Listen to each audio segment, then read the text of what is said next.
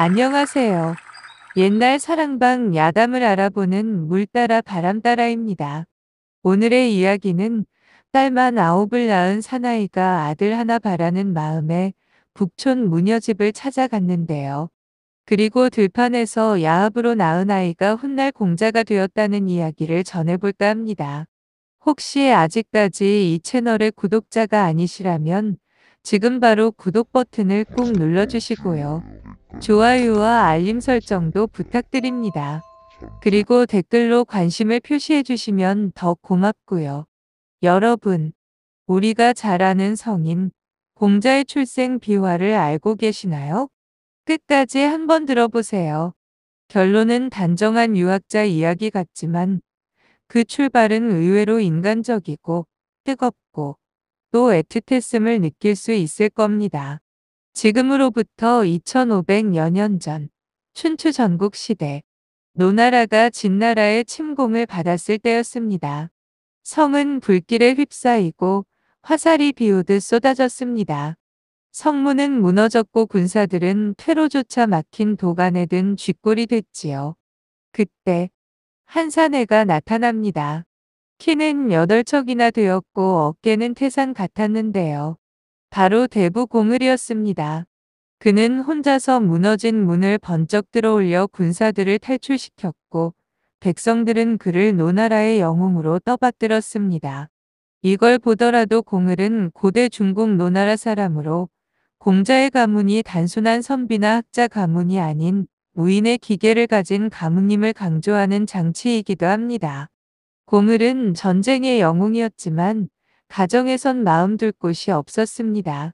첫 부인 시씨와의 사이에서 첫째 딸이 태어났을 땐 첫 딸은 부자 된다더라 하고 웃었지만 둘째도 딸, 셋째도 딸, 넷째 다섯째도 딸 이렇게 쭉 이어져 오더니 결국 딸만 9이었습니다. 그 시대 아들 하나가 가문을 잇는 법인데 공을의 인간적인 고뇌는 자식에 대한 집착, 그 중에서도 아들 하나에 대한 갈망으로 드러납니다. 대가 끊긴다는 두려움은 당시 개인의 불행을 넘어 가문 전체의 몰락으로 인식됐던 것입니다. 부인 시씨와의 사이에서 9명의 딸을 낳고도 아들을 보지 못하자 술로 세월을 보내게 됩니다. 그 후 첩을 얻어 겨우 아들을 낳았습니다. 정말 말할 수 없을 정도로 기뻤지요. 하루에도 12번 아들의 바지를 내렸다 올렸다 하며 장군감이야 장군 하며 껄껄 웃었답니다. 그러나 그 아들이 5살이 되도록 걷지 못하는 장애를 앓자 절망한 공을은 다시 술독에 빠져 삽니다. 어느 날 주막에서 술에 취해 울던 공을에게 한 노인이 말합니다. 북촌 너머 무녀에게 딸 셋이 있는데 혼기가 넘었건만 아직 시집을 못 갔다네. 한번 가보게. 무녀의 딸이면 어떤가? 지금은 반듯한 아들 하나가 필요했으니까요. 절망에 빠져있던 공을은 우연히 주막에서 노인의 말을 듣고 북촌 무녀의 딸을 아내로 맞이하기 위해 길을 떠납니다. 무녀에게 인사를 올리고 자리를 잡고 앉자 첫째 딸이 찻잔을 들고 들어왔습니다.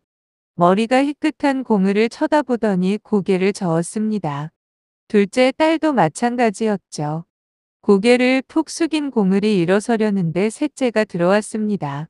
첫째, 둘째도 고개를 저었는데 가장 어린 셋째야 어련하려 생각했죠. 그런데 마주친 눈빛에 불꽃이 튀었습니다. 제 어미와 소곤거리더니 셋째가 보따리 하나 달랑 들고 공을을 따라 나서는 게 아닌가요? 꽃 피고 새 지저귀는 춘삼월. 온산은 진달래로 붉게 물들었고 만화방창으로 벌 나비가 꽃을 찾아 날아들었습니다. 종달새는 남풍을 타고 하늘에서 사랑을 속삭였습니다. 강을 건널 때 공을은 새색시를 등에 업었고요. 두 손으로 새색시의 엉덩이를 떠받쳤습니다. 너 이름이 뭐냐? 안징제라 하옵니다. 몇 살이냐? 16살이옵니다.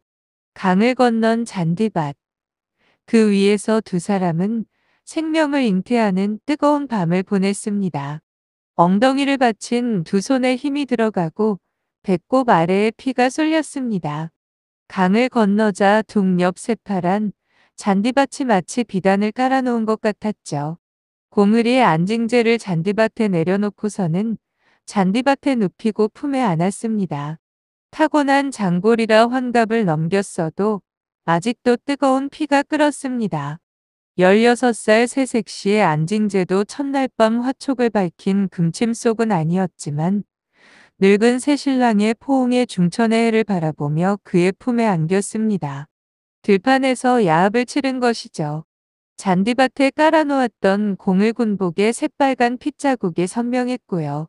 고물의 피가 또 쏠려 야합을 삼합이나 치르고서야 일어나 차림새를 추스르고 서로 손을 잡고 춤을 추면서 봄을 밟고 들판을 가로질렀습니다. 새 신부 안징제는 무녀의 딸의 나이도 어렸지만 얌전한 고물에 철호 가정을 꾸려갔습니다. 안징제가 헛구역질을 하더니 배가 불러왔네요. 10달 만에 고물은 그렇게도 바라던 옥동자를 낳았습니다. 고물은 야합으로 얻은 아들 이름을 구라고 지었습니다. 이는 언덕처럼 우뚝 선 인물로 자라라는 바람이 담긴 이름이기도 합니다. 구는 어려서부터 예절이 바르고 영리했죠. 구가 3살 때 아버지 고물은 이승을 하직하고 17살 때 어머니 안징제를 여의었습니다. 공부는 창고지기로 가축 사육으로 고생을 하면서도 공부를 게을리하지 않았습니다. 이 공부가 바로 훗날 대학자요, 사상가요. 결국 그는 유가를 세우고 논어의 주인공, 유학의 아버지, 공자랍니다. 가난한 환경과 편모스라의 교육은 오히려 공자가 스스로 인간다움을 체득하고 도를 설파하는 철학자가 되도록 만든 배경이 됩니다. 공자는 후에 중국 전역을 돌며 72명의 왕을 만나 인과 덕을 바탕으로 한 이상 정치를 설파했습니다. 그는 본래 대단한 귀족의 후손이 아니며 그의 삶 자체가 인간다운 삶이 무엇인지를 몸속였고 깨달은 과정이었습니다. 그런 공자가 혈통보다 중요한 것은 마음이며 권력보다 중요한 것은 덕이다라고 설파하게 된 근원은 어쩌면 그 아버지 고물의 반듯한 하나에 대한 인간적인 바람과 그 결핍에서 비롯된 것인지도 모릅니다. 공자의 출발은 우리가 생각하는 것보다 훨씬 인간적입니다. 늙은 아버지의 간절함과 무녀 딸의 용기, 들판의 야합, 그리고 고된 성장. 이 모든 것이 모여 한 성인을 탄생시켰습니다. 결국 세상이 갈기갈기 찢어져 어지럽던 춘추 전국 시대, 공자는 30여 년 동안 이 나라 저 나라를 유랑하며 왕 72명을 만나 인과 덕의 통치를 설파했습니다. 반듯한 하나를 원했던 고물의 바람은 결국 천하의 스승 하나로 이어진 것입니다. 어때요? 공자의 출생 비밀이 우리가 생각했던 것과는 많이 다르죠. 그러나 출생보다는 성장 과정이 중요함을 일깨워주는 것이랍니다. 끝까지 시청해 주셔서 감사하고요. 구독도 꼭 부탁합니다.